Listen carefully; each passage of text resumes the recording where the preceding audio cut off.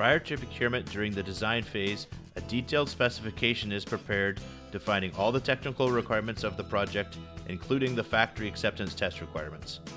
Factory acceptance testing is the off-site testing done during the procurement phase in the factory to verify that the software and hardware are designed correctly and meet the specification requirements. This greatly reduces project risk by addressing errors earlier in the project prior to equipment arriving at site. Any errors identified in the factory are much cheaper and easier to address in the factory than waiting to identify and fix errors on site. All major equipment will undergo factory acceptance testing, such as large electrical apparatus, equipment with specific dielectric requirements, and all process-specific equipment. Software is an important part of factory acceptance testing to verify that the automation or the logic and code is programmed correctly per specification.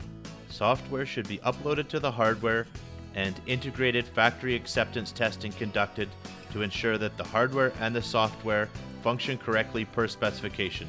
Any errors found at this stage of the project before the hardware leaves the factory greatly reduce the risk of the project and on-site commissioning. This is one of the topics covered in my 3-day mini course on commissioning and startup.